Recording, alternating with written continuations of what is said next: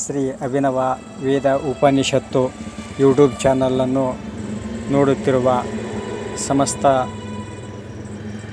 ಜನತೆಗೆ ಸ್ವಾಗತ. ಇವತ್ತಿನ ವಿಷಯ ಶ್ರೀ ಗವಿಸಿದ್ದೇಶ್ವರ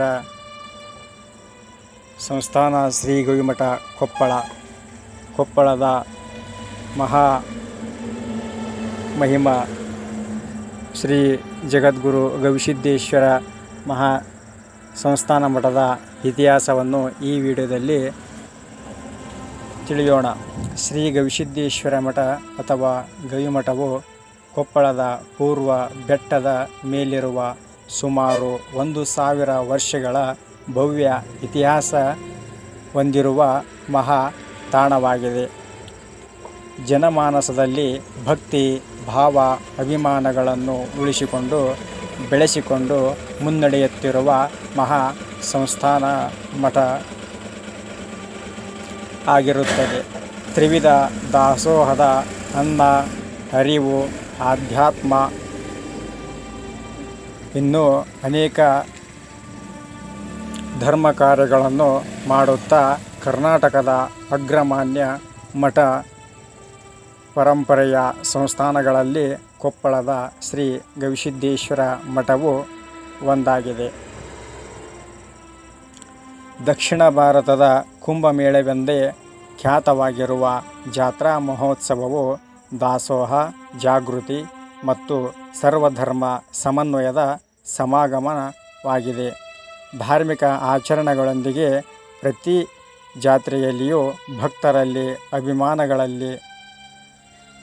ಅಭಿಮಾನಿಗಳಲ್ಲಿ ಹಾಗೂ ಜನರಲ್ಲಿ ವಿಶಿಷ್ಟ ರೀತಿಯ ಜಾಗೃತಿ ಮೂಡಿಸುವ ಜಾತ್ರೆಗೊಂದು ಹೊಸ ರೂಪ, ಹೊಸ ಮೆರುಗು ನೀಡುವ ಮೂಲಕ ಶ್ರೀ ಗವಿಮಠವು ದೇಶ ವಿದೇಶಿಗಳ ಗಮನ ಸೆಳೆಯುತ್ತಿದೆ.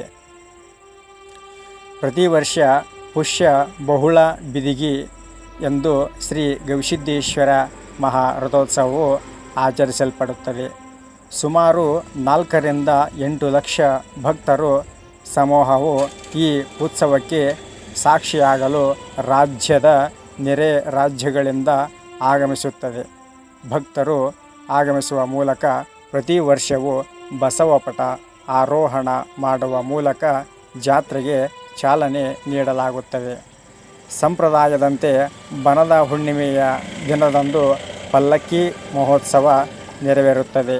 ಅದೇ ದಿನ ರಥದ ಮೇಲಿನ ಕಳಸವನ್ನು ಹಲಗೇರಿ ಗ್ರಾಮದ ಭಕ್ತ ಲಿಂಗೈಕ್ಯ ಶ್ರೀ ವೀರನಗೌಡ ಲಿಂಗನಗೌಡ ಪಾಟೀಲರ ಮನೆಯಿಂದ ಬರಮಾಡಿಕೊಳ್ಳಲಾಗುತ್ತದೆ.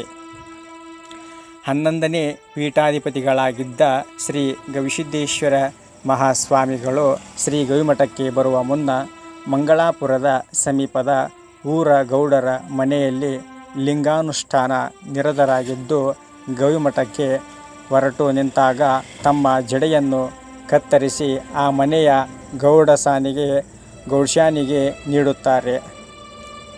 ಸಂತಾನವಿಲ್ಲದ ಆ ಗೌಡ ದಂಪತಿಗಳು ಆ ಜಡೆಯನ್ನು ಪೂಜಿಸಿದ ಫಲವಾಗಿ ಒಂದು ಗಂಡು ಸಂತಾನವನ್ನು ಪಡೆಯುತ್ತಾರೆ. ಆ ಮಗುವಿಗೆ ಜಡೇಗೌಡನೆಂದು ಹೆಸರಿಡುತ್ತಾರೆ. ಹೀಗೆ ಆ ಕುಟುಂಬವು ಜಡೇಗೌಡರ ಮನೆತನವೆಂದು ಹೆಸರು ಪಡೆಯುತ್ತದೆ. ಈ ಹಿನ್ನೆಲೆಯಲ್ಲಿ ಮಠದಲ್ಲಿ ಪೂಜೆಗೊಂಡು ಶ್ರೀ ಗವಿಸಿದ್ದೇಶ್ವರರ ಮೂರ್ತಿಯನ್ನು ತಂದು ಜಡೇಗೌಡರ ಮನೆಯಲ್ಲಿ ಮುಹೂರ್ತಗಳಿಸಿ ಪೂಜಿಸಲ್ಪಟ್ಟ ನಂತರ ಸಕಲ ವಾದ್ಯಗಳೊಂದಿಗೆ ಕೊಪ್ಪಳ ನಗರದ ಪ್ರಮುಖ ರಸ್ತೆಗಳಲ್ಲಿ ಮೆರವಣಿಗೆಯೊಂದಿಗೆ ನಡೆದು ಶ್ರೀ ಗವಿಮಠಕ್ಕೆ ಬರಮಾಡಿಕೊಳ್ಳಲಾಗುತ್ತದೆ. ಪ್ರತೀತಿಯಂತೆ ಮಹಾರಥೋತ್ಸವವು ನಿರಂತರವಾಗಿ ನಿರ್ವಿಘ್ನತೆಯಿಂದ ಸಾಂಗವಾಗಿ ನಡೆಯಲೆಂದು ಮುನ್ನ ದಿನ ರಥೋತ್ಸವದ ಮುಂಚಿತವಾಗಿ ಒಂದು ದಿನ ಲಘು ರಥೋತ್ಸವ ನೆರವೇರುತ್ತದೆ. ಈ ಲಘು ರಥೋತ್ಸವಕ್ಕೆ ಉಚ್ಛಾಯವೆಂಬ ಹೆಸರು ಇದೆ.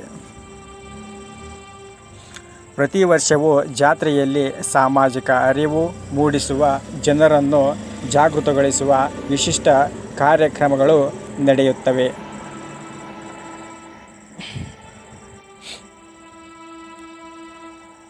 ಒಂದೊಂದು ವರ್ಷ ಒಂದೊಂದು ಧಾರ್ಮಿಕ ಕಾರ್ಯಗಳನ್ನು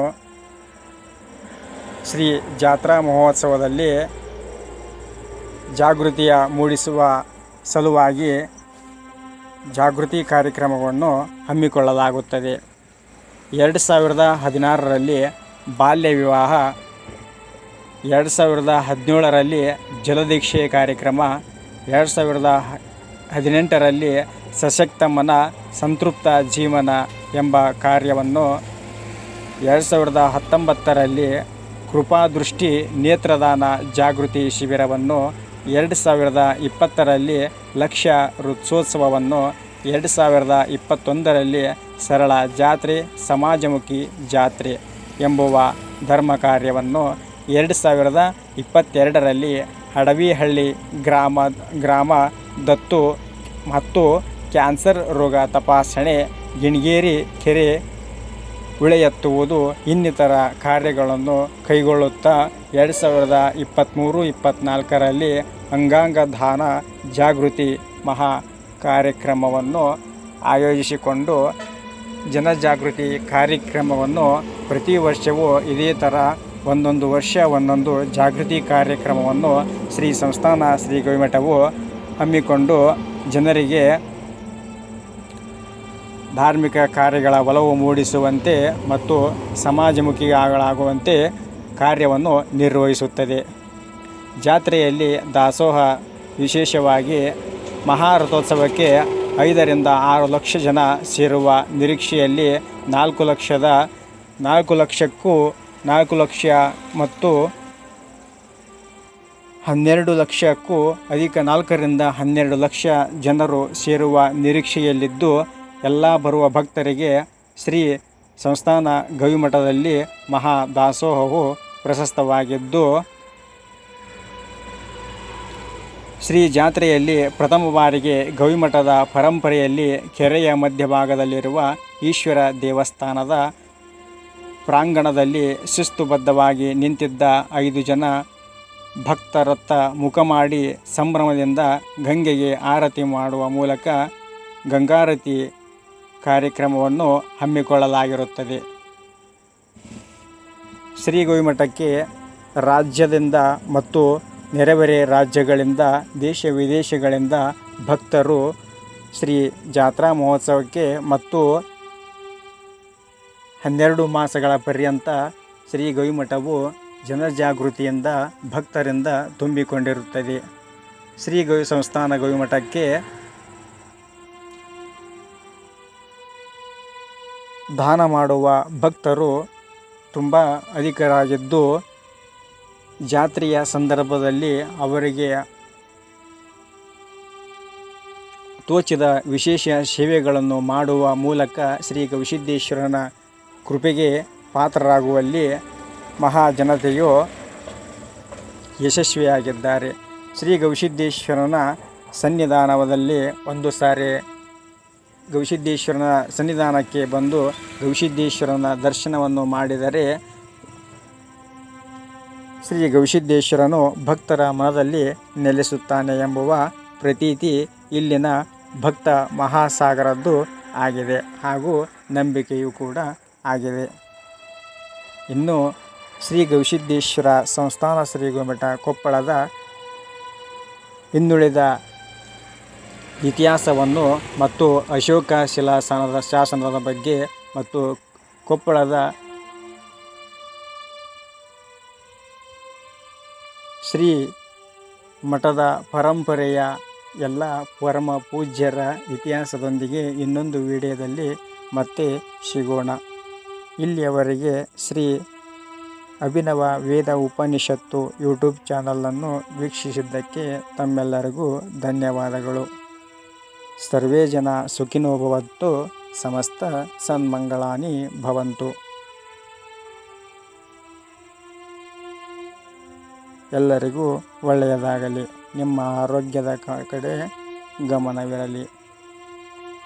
ನಮ್ಮ ಯೂಟ್ಯೂಬ್ ಚಾನಲನ್ನು ಸಬ್ಸ್ಕ್ರೈಬ್ ಮಾಡಿ ನಿಮಗೆ ಅನಿಸಿದ ಅನಿಸಿಕೆಗಳನ್ನು ಕಾಮೆಂಟಿನಲ್ಲಿ ತಿಳಿಸಿ ಮತ್ತು ನಿಮ್ಮ ಕಾಮೆಂಟ್ಗಳಿಗೆ ನಾವು ಪ್ರತ್ಯುತ್ತರಿಸಲು ನೆರವಾಗುತ್ತದೆ ಮತ್ತು ನಮಗೆ ಇನ್ನಷ್ಟು ವಿಡಿಯೋಗಳನ್ನು ಮಾಡಲು ಸಹಾಯ ಆಗುತ್ತದೆ. ನಿಮ್ಮ ಕ್ಷೇಮವೇ ನಮಗೆ ಧರ್ಮ.